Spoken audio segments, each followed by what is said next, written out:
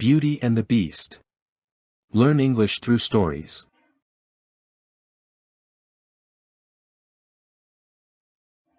Once upon a time. In a faraway land, there lived a wealthy and kind-hearted merchant. He had 3 daughters, each beautiful, but the youngest was the most special. She was not only lovely on the outside but had a heart full of kindness, grace, and humility.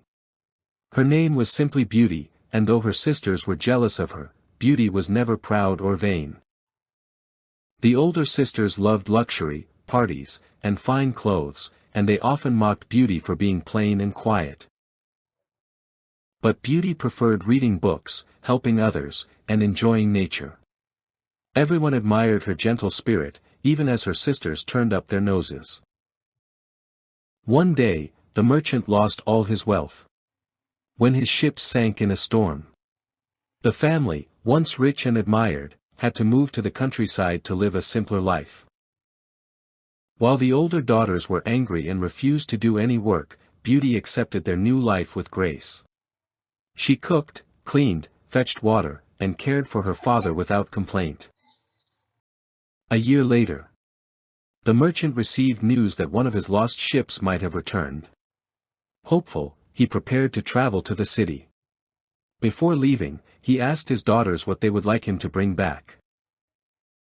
The eldest asked for rich clothes. The second asked for jewels. Beauty asked only for a single rose, as there were none where they lived. The merchant arrived at the city, but his hopes were crushed again. His goods had been seized by debtors. Saddened, he turned back home. On the way, he got lost in a dark forest and was caught in a terrible snowstorm. Just as he thought all was lost, he saw a grand, magical castle. The doors opened by themselves. Inside, the castle seemed enchanted. There was warm food on the table, a cozy fire in the hearth, and a bed waiting for him. Though he saw no one, the merchant was too tired to question the strange magic. He rested for the night. The next morning, he explored the castle's beautiful garden and found a perfect rosebush. Remembering Beauty's simple request, he plucked a single rose. In that instant, a terrible roar thundered through the air, and a hideous beast appeared.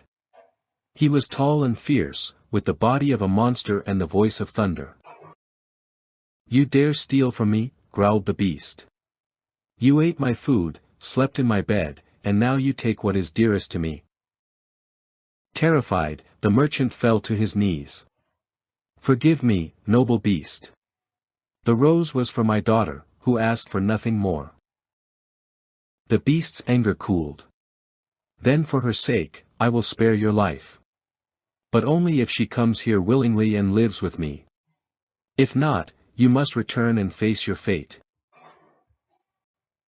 Broken-hearted, the merchant returned home and told his children what had happened.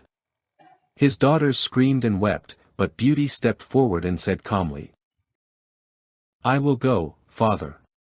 You did this for me. I will repay your love with courage." Despite her father's protests, Beauty traveled to the castle.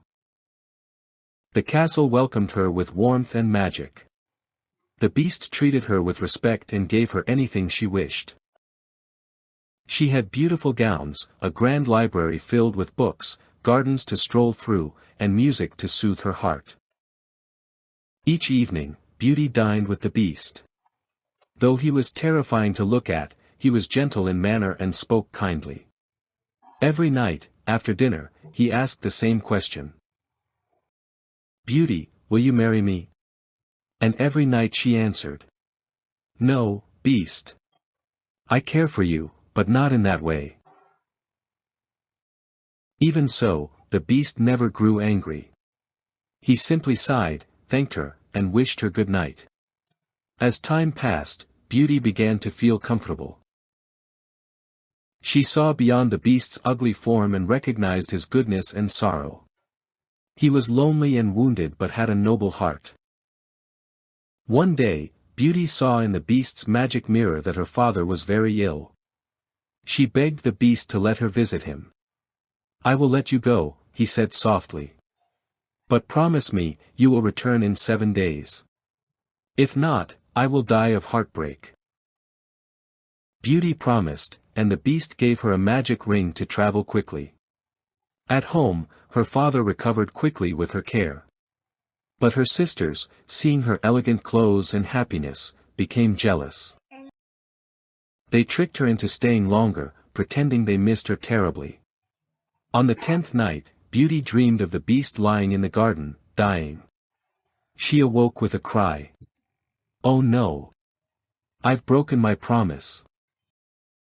She used the ring to return to the castle and found the beast lying among the roses, barely breathing. Please don't die. I love you. I want to marry you, she cried. At her words, the sky filled with light. The ground trembled gently. The beast's monstrous form vanished, and in his place stood a handsome prince. Beauty, he said, taking her hand, your love has broken the spell. He explained that a cruel enchantress had cursed him long ago for being proud and unkind. Only true love from someone who saw past his appearance could free him. They were soon married in a grand celebration. Beauty's father was overjoyed. Even her sisters, ashamed of their cruelty, were forgiven. Beauty and the prince ruled the land with kindness and wisdom. The castle was no longer sad and empty, it blossomed with life, music, laughter, and joy. And they lived happily ever after.